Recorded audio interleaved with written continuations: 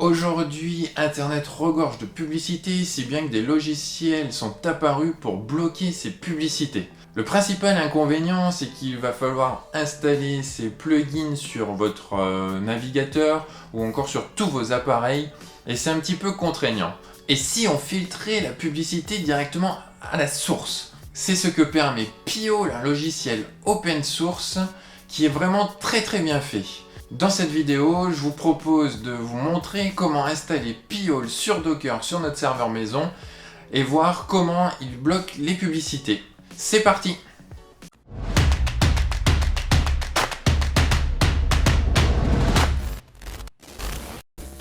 Bonjour, c'est Thomas et bienvenue sur ma chaîne dédiée à la domotique. Alors aujourd'hui, je vais faire un petit aparté à la domotique et je vais vous parler de Piaule, un logiciel open source qui permet de bloquer les publicités. Mais qui permet de bloquer les publicités au niveau réseau local, puisqu'on va l'installer sur notre serveur maison. En effet, Piaule va agir un petit peu comme un DNS menteur et va permettre de bloquer les publicités sur tous les appareils de notre maison, mais également va permettre de voir un petit peu quels sont les domaines qui sont bloqués. Il y a vraiment toute une partie administrative qui est vraiment très intéressante de voir et que l'on va pouvoir affiner vraiment au plus près de notre propre besoin. En effet, Piaule fonctionne avec un système de liste de domaines qui vont être bloqués ou pas, et on va pouvoir retirer certains domaines de ces listes ou en ajouter en fonction de notre propre souhait, est-ce qu'on juge nous un site à bloquer ou pas. Lorsqu'on va se rendre sur un site internet, on va envoyer une requête. Et à ce moment-là, Piaule va comparer la requête avec ces listes de domaines à bloquer. Si le domaine que l'on souhaite atteindre est dans cette liste noire, alors Piaule va la bloquer et va nous retourner une page blanche. Et le gros avantage justement de Piaule, c'est qu'il va fonctionner comme un pare-feu. Et il va bloquer tous les appareils qui sont derrière lui. C'est un réel plus par rapport à tous les adblockers que l'on peut installer, que l'on doit installer sur chaque poste, sur chaque navigateur, et en plus ça va être plus compliqué d'avoir des bloqueurs de pub par exemple sur tout ce qui est maintenant objets connectés, les télés connectées, sur les téléphones. Là, le fait d'installer Piaule vraiment à la base de son réseau domestique va permettre de bloquer tous les appareils qui sont connectés à ce réseau. Donc c'est un réel plus pour Piaule. Comme je le disais, Piaule est un logiciel open source qui a été pensé à l'origine pour être installé sur des Raspberry Pi, donc vraiment les tout petits ordinateurs. Mais rien ne vous empêche de l'installer sur un serveur Linux ou sur des machines virtuelles. Alors vous me voyez venir, je pense, en effet, en ayant installé un petit serveur Linux avec Docker, je vous mets le lien ici si vous ne l'avez pas encore vu la vidéo. J'ai installé le conteneur Piaule et je vous montre de suite comment il faut faire. C'est parti, on se rend sur l'ordinateur. Alors, on se connecte à notre serveur.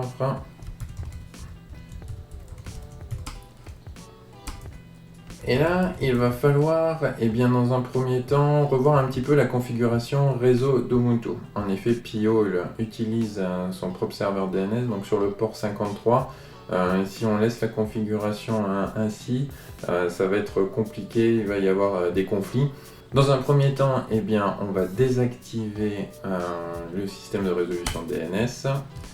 Donc là, c'est notre première connexion en sudo, voilà. Et ensuite, on va stopper ce service. On va également modifier, alors dans Ubuntu 20.04, on va modifier le fichier etc networker manager, donc networkermanager.conf, et on va rajouter donc DNS égale default, et on enregistre. On redémarre ensuite le service, et voilà. Donc ça, pour la configuration réseau de Ubuntu, c'est tout bon. Donc maintenant, il nous reste à créer notre conteneur et à le lancer avec la commande suivante. Donc docker run-d. Alors name, on va appeler le nom de notre conteneur. Moi, je l'ai appelé Piaule. Sur quel réseau en fait sur le conteneur va fonctionner? Alors j'ai fait pas mal de tests avant de vous faire la présentation. Moi ça ne marche que si je mets du coup si je fais sur le réseau du NUC du serveur, donc -net host. Ça marche pas en mode bridge conteneur. Alors ça perd un petit peu forcément de l'intérêt des conteneurs, puisque là on va être sur le réseau global du serveur et non pas sur le réseau spécifique du conteneur. J'ai pas réussi à le faire marcher autrement, donc voilà, j'ai utilisé cette option là. Pour la time zone, Europe Paris normal. J'ai défini le password, donc avec l'option web password égale, alors là j'ai mis bien sûr un password que je modifierai ensuite. Voilà, ça permet en fait de ne pas aller rechercher ensuite le mot de passe à créer de manière aléatoire par Pi-hole. Il faut utiliser, moi dans le cas présent, l'option serveur IP, donc l'IP de mon serveur. Sans ça, je n'arrivais pas à me connecter à l'interface d'administration. Alors, d'après la dernière mise à jour, il n'y avait pas besoin de cette option-là. Malheureusement, ensuite, quand j'ai fait quelques recherches, le serveur Apache ne démarrait pas. Et il y avait un conflit avec le port 80, alors que moi je n'avais rien sur le port 80. Et j'ai vu qu'il y avait une issue sur le GitLab, sur le GitHub, donc, qui me disait de bien utiliser cette option-là. Ensuite, eh bien, on va rediriger les volumes, donc OPT, Pi-hole, donc le conteneur de ETC Pi-hole pointe vers ce volume-là. Et ensuite, pour OPT Pi-hole, DNS mask pour le ETC DNS mask du conteneur. Ensuite, il y a l'option cap add, donc netadmin. Ça, c'est une option qu'il faut utiliser si vous utilisez nethost. Le DNS, donc 127.0.0.1, il faut mettre du coup son propre le localhost. Et ensuite le DNS, là vous choisissez ce que vous voulez, de toute manière ensuite vous allez pouvoir le modifier. Et restart, donc au redémarrage du serveur, le conteneur redémarrera dans le même état. Et enfin on va dire donc du coup l'image, donc Pi-hole, la test. Et on lance. Donc il télécharge l'image et il installe Pi-hole.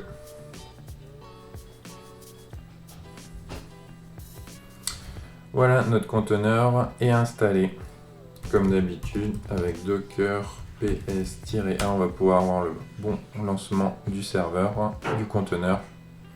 Donc ensuite, si on se rend, eh bien, comme d'habitude, sur Portainer, on peut voir sur le dashboard, maintenant on a 3 conteneurs, et donc on a bien notre conteneur Pi-hole qui est bien démarré. Donc là dans le conteneur, on va pouvoir voir toutes les options que l'on avait mis, donc le mot de passe, la time zone, voilà, tout est OK, et ainsi que toutes les redirections pour pointer les volumes du conteneur vers les volumes du serveur. Et enfin, eh bien, pour se rendre sur le serveur Pi-hole, voilà. Donc là, ça fait quelques heures que ça tourne. Pour se loguer, eh bien, on va taper le mot de passe que vous avez donc renseigné. Là, vous avez accès à l'interface administrateur.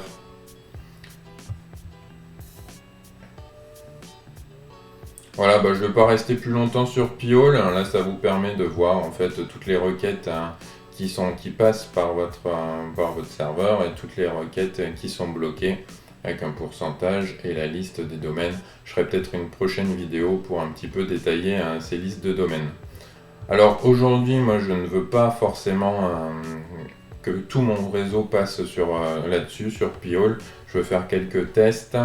Et donc pour cela, sur Mac, eh bien, on va aller dans Préférences système, réseau, et juste dire à notre ordinateur, eh bien, DNS, de passer par le DNS, par notre serveur. Donc dans mon cas, 192.168.0.102. Et puis un DNS secondaire, donc celui de la box, au cas où si le Pi-hole tombe, eh bien que je ne tombe pas en rade de réseau et d'internet. Voilà un petit peu une petite présentation de Piaule. Voilà, je pense vous avoir montré comment installer Piaule, le conteneur Piaule sur un ordinateur. Je pense que je ferai une petite vidéo pour expliquer un petit peu le fonctionnement de Piaule, ce système de liste et comment affiner au plus à son propre besoin ce système de liste.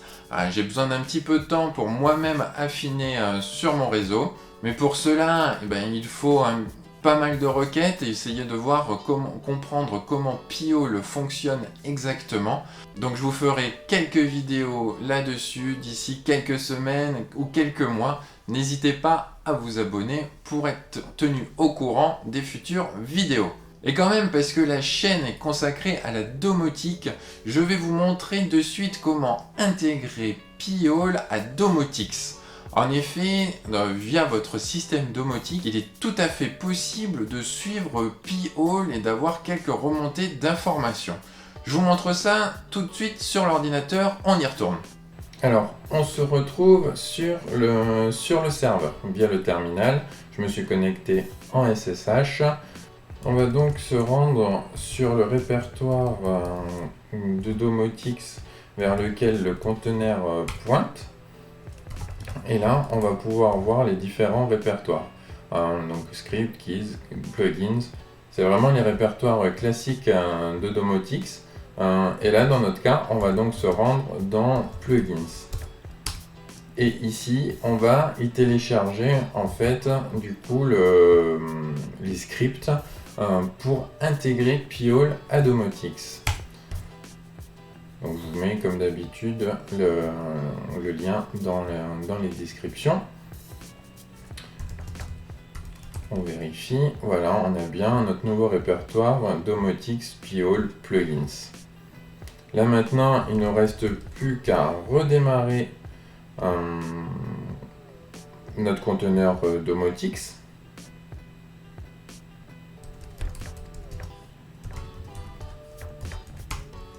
Afin qu'il prenne bien en compte cette modification-là. Voilà. Et ensuite, on va se rendre sur Domotix.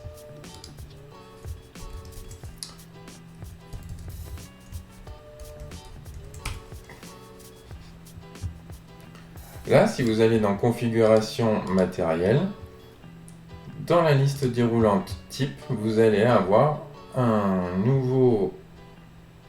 une nouvelle possibilité, donc Piaule Summary. Voilà, il vous reste juste à lui donner un nom, lui donner l'adresse IP de votre serveur.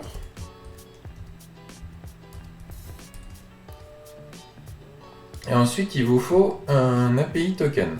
Alors là, pour l'API token, il faut aller sur votre Piaule,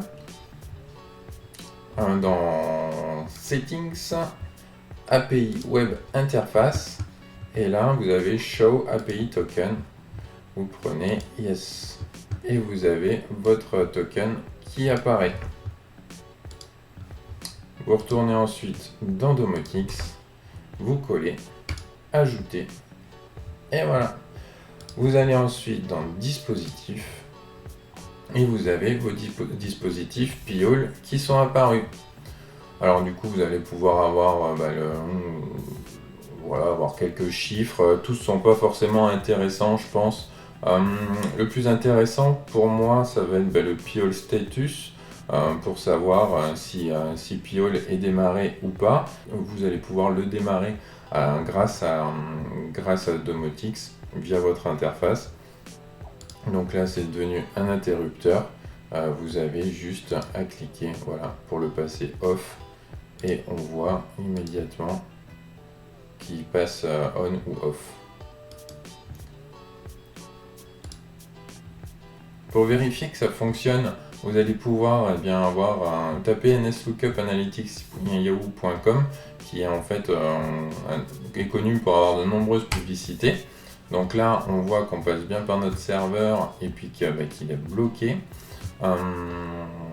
Par contre, si je le stoppe et que je fais la même requête, et bien là on voit que c'est résolu et que ce n'est plus bloqué. Donc là ça fonctionne bien, je vais le redémarrer. Vous allez avoir d'autres mesures, bon bah voilà, pour avoir le nombre de domaines bloqués, le pourcentage de requêtes bloquées. Je suis pas sûr que ce soit vraiment très intéressant d'avoir ça dans son serveur domotique. Donc moi je vais les supprimer et puis on verra dans le temps si j'en ai besoin et si je trouve nécessaire de bloquer cela. Et voilà, et bien vous avez Domotix avec quelques informations de votre Pi-hole et vous allez pouvoir suivre ça maintenant très facilement. Je vous remercie d'avoir regardé la vidéo jusque là, n'hésitez pas une nouvelle fois à vous abonner en dessous de la vidéo, laissez-moi un petit pouce bleu si vous avez appris quelque chose, si vous avez aimé la vidéo, cela m'encourage beaucoup dans le développement de la chaîne. Et moi je vous dis à très bientôt pour une nouvelle vidéo. Bye bye!